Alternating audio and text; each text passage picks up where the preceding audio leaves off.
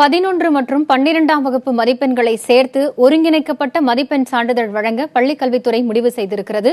விவரங்களை செய்தியாளர் அபிநயாவிடம் கேட்டறியலாம். அபிநயா, இந்த ஒருங்கிணைக்கப்பட்ட மதிப்பெண் சான்றிதழ்கள் வழங்குவதில் இருக்கக்கூடிய சாதக பாதகங்கள் என்னென்ன? 11ஆம் வகுப்பிற்கான பொதுத் தேர்வு, அந்த தேர்வு என்பது பொதுத் தேர்வாக நடத்தப்படும் என்ற அந்த அறிவிப்பை தொடர்ந்து அதற்கான அந்த அரசாணை விரைவில் வெளியிடப்படும் என பள்ளிக்கல்வித்துறை அந்த அறிவிப்பை வெளியிட்ட போதே தெரிவித்திருந்தது. அப்பொழுதே சொன்ன விஷயம் என்னவென்றால், எப்படி இது நடைமுறைப்படுத்தப்பட போகிறது என்பது குறித்த விளக்கம் வழங்கப்படும் என தெரிவிக்கப்பட்டிருந்தது. அப்படி பல்வேறு முடிவுகள் எடுக்கப்பட்டதில் இந்த விஷயமும், அதாவது 11ஆம் வகுப்பு 12ஆம் வகுப்பு 2 மதிப்பெண்ணையும் ஒருங்கிணைத்து கன்சாலிடேட்டட் மார்க் ஷீட்டாக வழங்க என்ற ஒரு திட்டம் முன்வைக்கப்பட்டிருப்பதாக தெரிகிறது.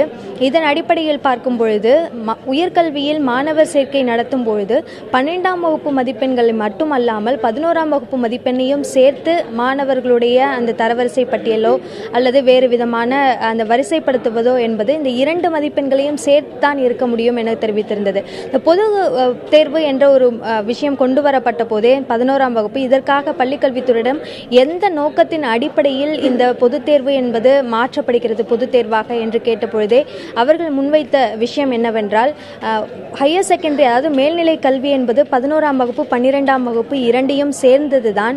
ஆனால் மாணவர்கள் பொது தேர்வு என்ற காரணத்தினால் 11ஆம் வகுப்பை பெரும்பாலான மாணவர்கள் கவனத்துடன் படிப்பதில்லை, ஆழ புரிந்து படிப்பதில்லை. 12ஆம் வகுப்பு மதிப்பெண்களை மட்டுமே அவர்கள் நோக்கமாக கொண்டு செயல்படுவதன் காரணமாக உயர்கல்வியில் சென்று பல்வேறு சிரமங்களை அவர்கள் சந்திக்கின்றனர் என்ற ஒரு காரணத்தினால்தான் அதற்கும் மாணவர்களும் சரி பள்ளி நிர்வாகமும் முக்கியத்துவம் அளிக்க வேண்டும் என்ற ஒரு நோக்கத்தில் தான் 11ஆம் வகுப்பும் பொதுத் தேர்வாக மாற்றப்படுகிறது என பள்ளிக்கல்வித்துறை தெரிவித்தது. அதற்கு ஒரு உறுதியான ஒரு பரிந்துரையாக பள்ளிக்கல்வித்துறை தெரிவித்த காரணம் என்னவென்றால், அண்ணா பல்கலைக்கழகத்தில் முதல் பருவத் தேர்வில் 2016ஆம் ஆண்டில் முதல் பருவத் தேர்வில் பங்கு பெற்ற கணித தேர்வை எழுதிய மாணவர்களில் 21% பேர், அதாவது 200க்கு 200 கட் ஆஃப் வாங்கிய மாணவர்கள் உட்பட 21% பேர் தோல்வி அடைந்திருக்கிறார்கள் என்ற ஒரு தகவலை அண்ணா பல்கலைக்கழகம் முன்வைத்து, இதன் காரணமாக 11ஆம் வகுப்பிற்கும் பொதுத் தேர்வாக நடத்த வேண்டும் என்ற ஒரு பரிந்துரையை முன்வைத்ததோடு மட்டுமல்லாமல் 2ற்கும் 11, 12 இந்த 2 வகுப்புகளுக்கும் சேர்த்து ஒரு கன்சாலிடேட்டடான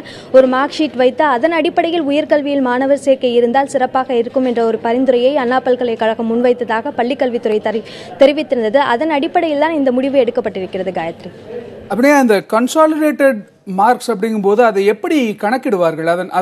அந்த சிஸ்டம் என்ன?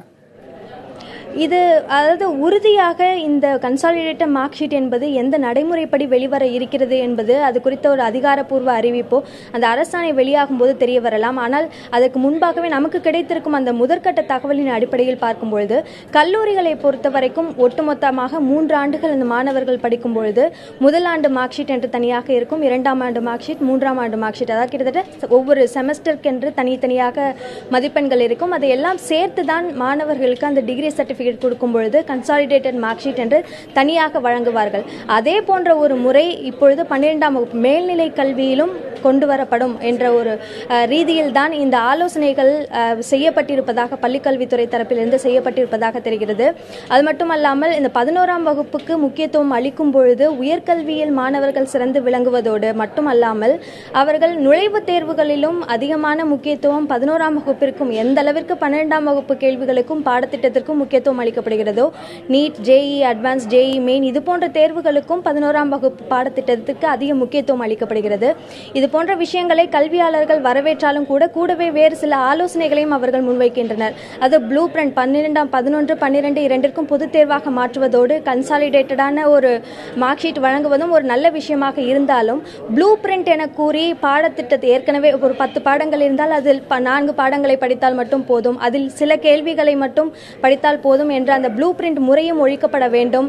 தேவையான அளவு ஆசிரியர் பணியிடங்கள் நிரப்பப்பட வேண்டும். இது போன்ற கோரிக்கைகளையும் ஆலோசனைகளையும் கல்வியாளர்கள் கூடவே முன்வைக்கின்றனர். கணேஷ்.